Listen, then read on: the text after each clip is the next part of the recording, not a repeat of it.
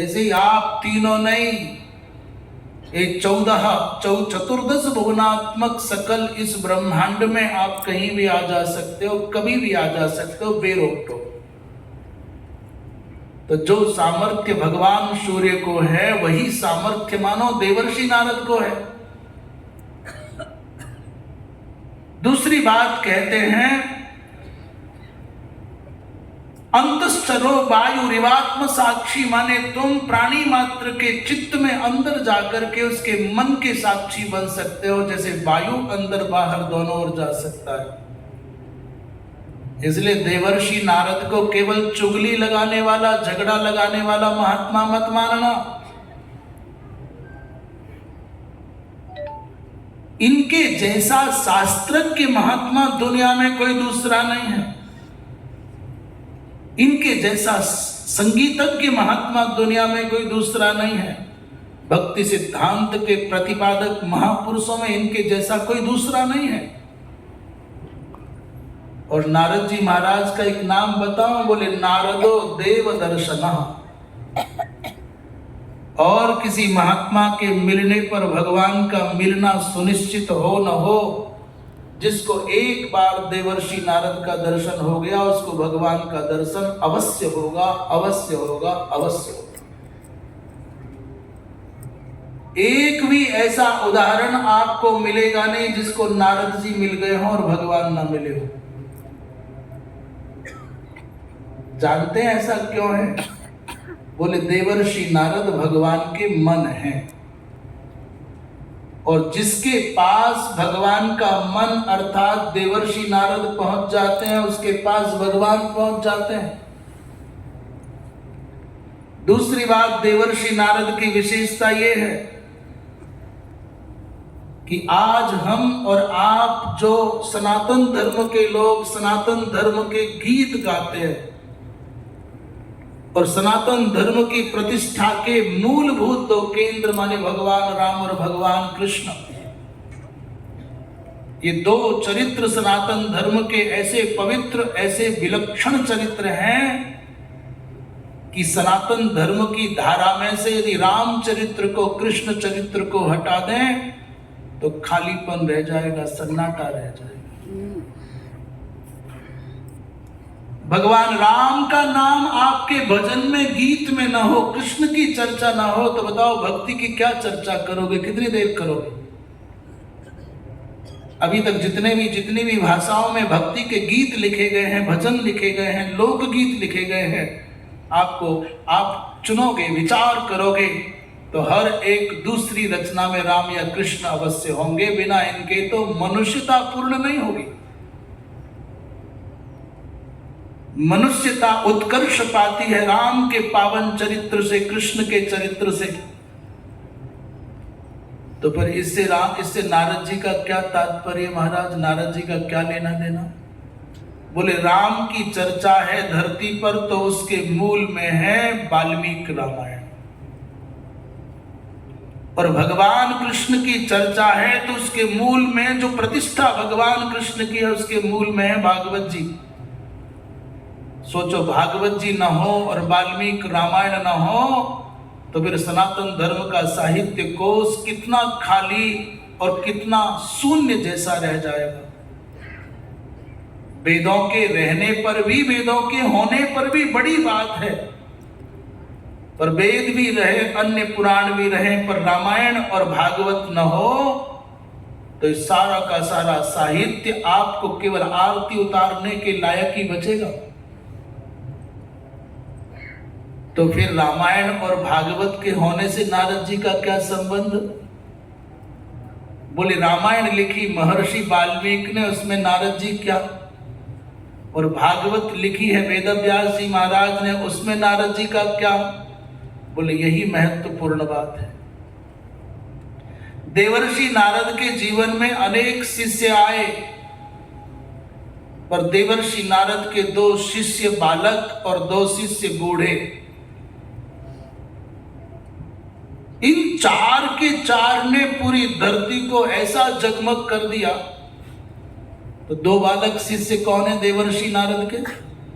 बोले एक है प्रहलाद जी महाराज, एक है ध्रुव जी महाराज।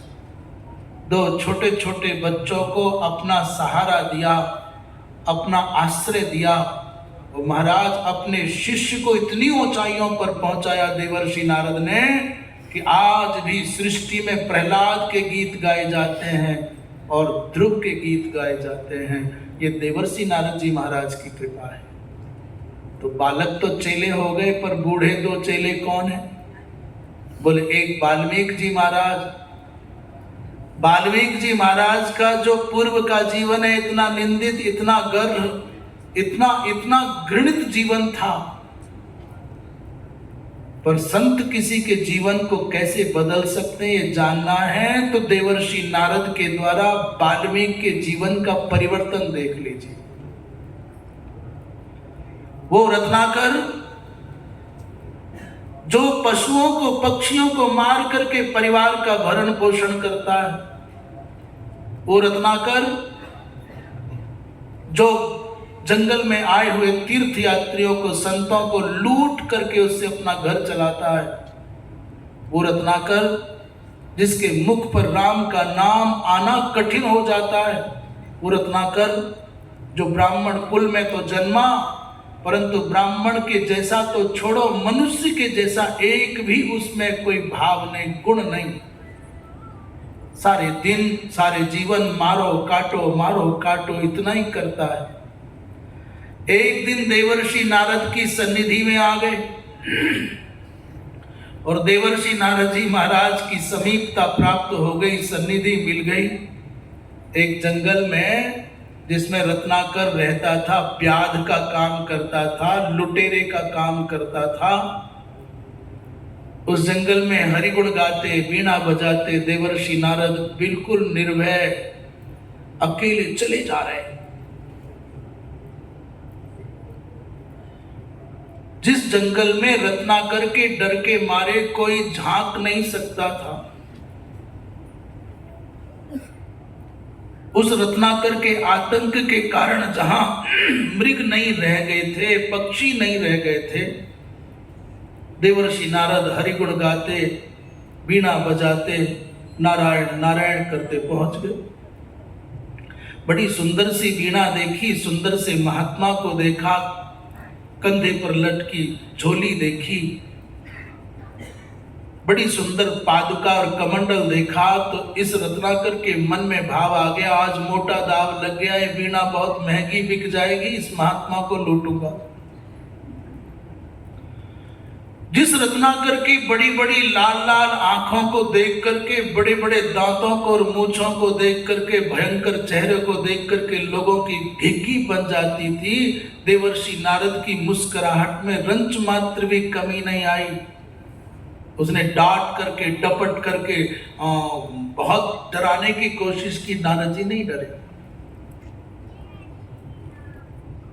देवर्षि नारद के मुख कमल पर जो सौम्य भाव है, जो मुस्कुराहट का भाव है, जो आनंद का भाव है, उसको देख करके रत्नाकर मन में सोचता है, इसके पास ऐसा क्या है जो मुझसे डरता नहीं है।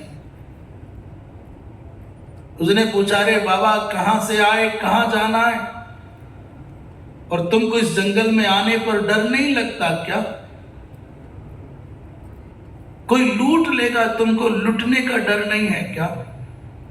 नारद जी ने कहा, भैया हम तो चाहते कोई हमको लूट तो ले, हम तो लूटने ही आए हैं, कोई लूटने वाला मिले तो हम धन्य हो जाए। उस वाल्मीकि ने, माने रत्नाकर ने कहा, रे प्रभु बात क्या है, क्या लुटाने के लिए आए हो, क्या है तुम्हारे पास लुटाने के लिए? नारद जी ने कहा, मेरे पास जो लुटाने के लिए है वो दुनिया में किसी के पास नहीं। मीरा जी कहती है, मैं गली गली शोर मचाती हूं, ले लो रे कोई राम का प्यारा, शोर मचाऊं गली गली, राम नाम के हीरे मोती मैं बिक रहा हूं गली गली। नारद जी ने कहा कि मेरे पास में जो धन है, उस धन को तू लूट लेगा तो तू भी धन्य हो जाएगा और मैं भी धन्य हो जाऊंगा, और तेरे कारण कोटि कोटि जनों का जीवन बदल जाएगा।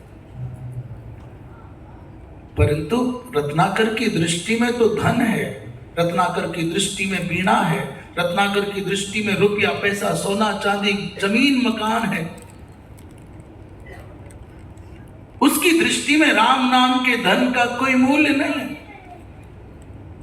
उसने तो एकमात्र अपने जीवन का लक्ष्य बनाया है, मुझे तो मेरे परिवार का पालन पोषण करना, उसके लिए कुछ भी करना। कुछ भी माने कुछ भी। झूठ बोलना पड़े तो झूठ बोलो, किसी की हत्या करना पड़े तो हत्या करो, पर घर का पालन करना। नारद जी ने पूछा, रे जो इतना बुरे कर्म करता है, निंदित कर्म करता है, हिंसा करता है, इन कर्मों का फल भोगना पड़ेगा, तो जिन परिवार के लोगों के लिए तो ये दूषित कर्म करता है, वो परिवार के लोग तेरा साथ बटाएंगे, हाथ बटाएंगे। हाँ? तुम दुनिया की झूठी प्रशंसा पाने के लिए जो असत्य का आश्रय लेकर के धन जुटाते हो, जब इन असत कर्मों का फल भोगना पड़ेगा तो क्या परिवार के लोग तुम्हारे साथ खड़े होंगे? उसने कहा, महाराज बिल्कुल खड़े होंगे, मेरी पत्नी मुझसे बहुत प्रेम करती, मेरे बच्चे मेरे बिना एक दिन नहीं रह सकते, मेरे माता पिता मुझको अपने हृदय का टुकड़ा बताते हैं। नारद जी ने कहा, एक काम कर, आज तू घर जाओ और अपने बंधुओं से, बांधवों से, पत्नी से, बच्चों से, माता से, पिता से पूछ कि मैं जो पाप कर्म करके धन कमा कर लाता हूं, जिसको तुम खाते हो, जब इन पाप कर्मों का फल भोगना पड़ेगा, क्या तुम मेरा साथ दोगे? जब पूछ किया, उस रत्नाकर ने कहा, बाबा बड़े चालाक दिखाई देते हो,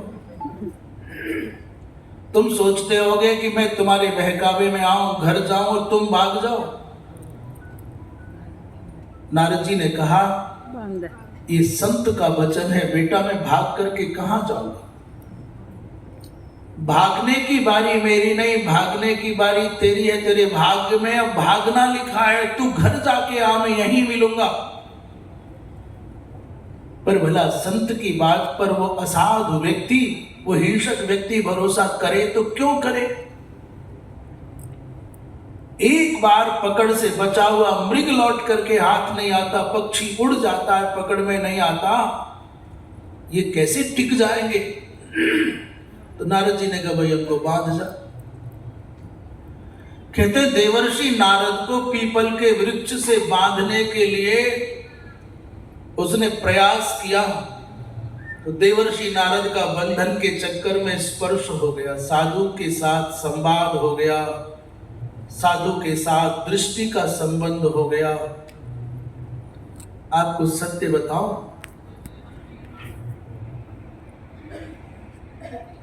आप कितना समझ पाएंगे इस बात को, ये तो हम नहीं समझ पा रहे, कितना ही कह सकते, और सत्य बता रहे हैं। कोई तपस्वी, कोई अच्छे भजनानंदी महापुरुष, कोई सरल चित्त के महात्मा पूरा मन बना करके हृदय से आपको अपनी दृष्टि से निहार देंगे ना, तो आपके हृदय में भक्ति का बीज बोलेंगे। जय हो। संत की दृष्टि, करुणापूर्ण दृष्टि आप पर पड़ गई तो आपके जीवन में देर सवेर कुछ भी हो, और जीवन परिवर्तन के, भक्ति के बीज बो जाएंगे। संत का दृष्टिपात हो जाए, उद्देश्य पूर्वक वो देख लें, निहार लें, और संत का स्पर्श हो जाए, उद्देश्य पूर्वक आपके जीवन को बदलने के लिए छू दें, और संत के साथ बतियाने का, संवाद का मौका मिल जाए, और संत का तुम ध्यान करने लग जाओ या संत तुम्हारा ध्यान करने लग जाए, परमार्थ की बुद्धि से, सांसारिक उद्देश्य के लिए नहीं, तो हम आपको शपथ पूर्वक कहते हैं, आपके जीवन में परिवर्तन का आरंभ हो गया, आपके जीवन में भगवती भक्ति का बीजारोपण हो गया। कुछ देर हो सकती है पात्रता के कारण, पर ऐसा नहीं हो सकता कि संत की सन्निधि मिले और भगवान की भक्ति ना आवे, भगवान की प्राप्ति का मार्ग ना मिले। ऐसा कभी नहीं हो सकता। बहुत बुरा था रत्नाकर, बहुत बुरा, इतना क्रूर कि कल्पना भी नहीं कर सकते। लोग कांप जाते थे, क्रंदन करते थे उसका नाम सुनते ही। और आज देवर्षि नारद के साथ संवाद हुआ, देवर्षि नारद का स्पर्श हुआ, पीपल के पेड़ से महात्मा जी को बांधने लगा, तो गांठ बांधते समय अचानक इस क्रूर आत्मा के चित्त में करुणा का प्रवेश हो गया। गांठ लगाते समय सोचता है व्यक्ति, कसके गांठ लगाऊं, खुल ना जाए, और गांठ मारते समय करुणा के कारण इसने गांठ ढीली छोड़ दी। महात्मा ये नारद जी बड़े कोमल हैं, इनको चोट ना लग जाए, इनको कसने के कारण कहीं दुख ना पहुंच जाए। देवर्षि नारद बड़ी प्रसन्नता से इसकी ओर निहार रहे थे, और जैसे ही इनको लगा कि इसके अंदर करुणा का भाव आ रहा है, तो समझ गए कि मेरे सन्निधि का असर होना आरंभ हो गया। आज जब रत्नाकर पहली बार दोपहर के समय पर खाली हाथ घर पहुंचा, क्योंकि आज तक जाता था तो शाम को जाता था और भरा पूरा जाता था, कंधे पर इधर वजन, गधे की तरह बोझा ढोता हुआ जाता था, इधर पशु, इधर पक्षी, इधर कुछ लूट का सामान। आज खाली हाथ गया, असमय में गया, दरवाजे पर पहुंचा तो किसी ने पानी के लिए नहीं पूछा। हर व्यक्ति प्रश्न भरी दृष्टि से निहार करके कह रहा है, क्या बात है, असमय में कैसे आए, खाली हाथ क्यों आए, कुछ लाए क्यों नहीं, घर कैसे चलेगा, शाम को चूल्हा कैसे चलेगा। तुम बड़े मगन हो ना कि तुमको सब मानते हैं, बहुत चाहते हैं, तुम्हारे बिना जी नहीं पाएंगे। कोई नहीं मरेगा, तुम मर के देख लो। तुम्हारी अहमियत किसी खिलौने से कुछ भी अधिक नहीं है। एक खिलौने के टूटने के बाद व्यक्ति दूसरा खिलौना खोज लेता है, जुटा लेता है और मगन हो जाता है। रत्नाकर को एक भी व्यक्ति ने पानी के लिए नहीं पूछा, कुशलता में नहीं पूछा, पेट दर्द, सर दर्द, पांव दर्द, कुछ नहीं पूछा। प्रश्न कब की बौछार शुरू हो गई, खाली हाथ क्यों, असमय में क्यों। उसने कहा, दो बात करने आया हूं आज।